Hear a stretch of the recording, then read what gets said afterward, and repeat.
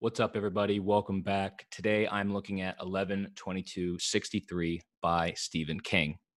Now, I don't really believe in love at first sight with a woman, but I have had that experience a few times with books. Maybe it's because they actually let me read them. I knew within the first 5 pages that I was going to love this book, but don't worry, I asked the book for consent before opening. Now, to me, this book feels like King's opus. He's found a way to incorporate not only Easter eggs from many of his previous works, in particular, the section on dairy was a standout part of this book, but also so much experience from his own life bleeds through the pages here. There's the deep research he did surrounding the Kennedy assassination, an event that clearly had a profound effect on King's life. There's also the ruminations of the protagonist as he's teaching English. King was an English teacher as well. In fact, he mentions when he first attempted to write this book in 1972, he could not find the time or the dedication to fully commit himself to it because of the fact that he was teaching and it was taking up too much of his time. He had to give it up and come back to it later. There's also the section of the book that deals with the protagonist's injury and how it affects him, which is clearly influenced by King's own brush with death and all the rehab and hospital stuff that he had to go through as well. You'll see a lot of this in King's later work where characters will suffer really bad injuries and have to go through the healing process. There's no question that that near-death experience for King really, really traumatized him and affected him. And he's found these amazing ways to work his own personal struggle and what he went through into so many of his books. And it's here as well. It doesn't take the center stage, but again, it's just one more element that he's drawing on from his own life. Then, of course, there's the brilliant portrayal of small town life, which King has a lifetime of experience with. All of these life experiences mixed with all of the written universes he's created blend together so effortlessly, so effectively in this book. And that's what leads me to believe that this is his opus. It's quite simply a book that he could not have written 30 years ago. For me, one of my favorite parts of this book were the teacher parts because they resonate with me. The protagonist's connection with the red pen and its ineffectiveness, in contrast to his human connection with his students, is so well written and mirrors a lot of my own experiences with teaching. Seriously, when he puts on the play of Mice and Men, it's incredible. I was crying, and honestly, I was much more moved by his play in the book than I was by the actual book itself. I love the small town nice manners. Yeah, it resonates. In fact, all of his small town vibes are incredible in this book. He really nails the details of that backwater community vibe, which I guess shouldn't surprise me as King has, again, a lifetime of experience living in my hometown of Bangor, Maine, which is only about 30,000 people.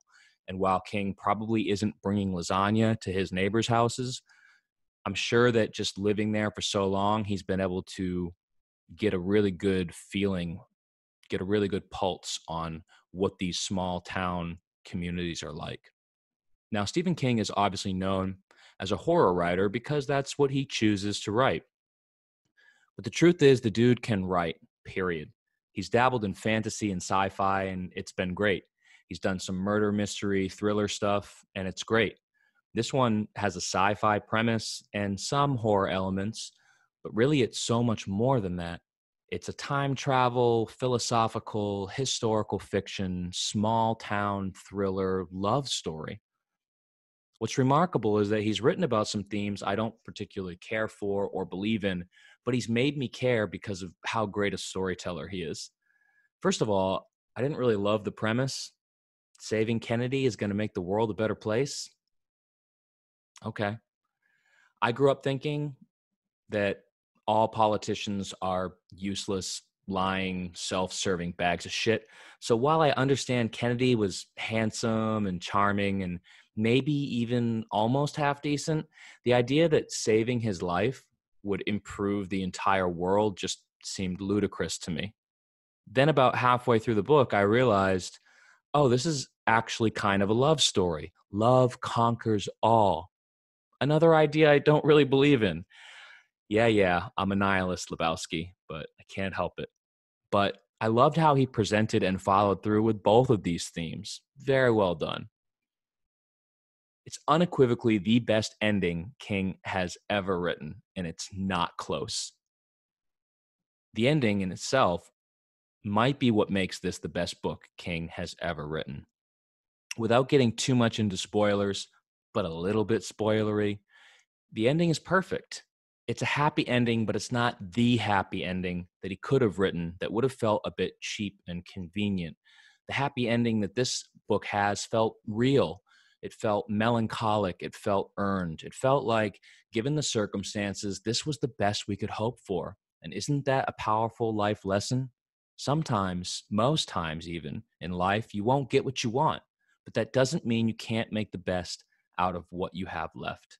The ending elevated the entire book for me. It went from good to great.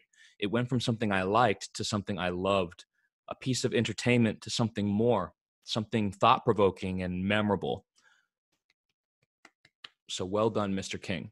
And honestly, I was shocked because Stephen King, in my mind, is not known for strong endings. In fact, I think it's one of the weakest aspects of his normally brilliant writing.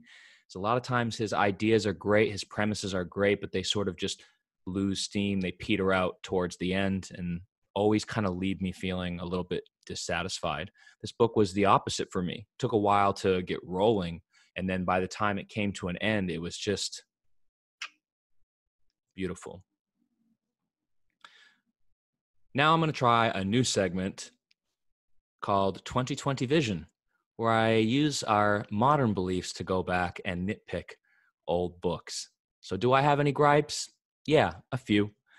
I think it's a bit convenient that Dallas was this horrible racist place, but then he happens to find a small town to live in not far from Dallas that's just populated with a bunch of decent folk. I get that this book wasn't supposed to be about civil rights, and that wasn't the whole point of the plot, but it seems a bit jarring how all of a sudden all the racism completely evaporates from major sections of this book. I also felt like the book was a little bit slow at times. We know he's gone back to stop JFK from getting shot, but it takes nearly the entire book to get there. So if that's what you're reading for, you might be disappointed with the length of the windup, but the end makes it all worth it. As I find the 5-star system a bit limiting, I like to use my subjective rating system, SLICK, which stands for Story, Language, Ideas, and Characters on a 10-point scale. Here's how I rated 11/22/63 by Stephen King. For story, I gave it an 8.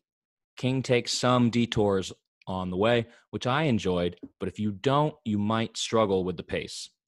For language, I gave it an 8. He's never poetic or masterful with his descriptions and imagery, but everything here works and works very well. For ideas, I gave it an 8. Sensing a theme. The butterfly effect is interesting. The timeless love is interesting, but none of it is particularly original. It's just that it's all done really, really well. For characters, I gave it a 9.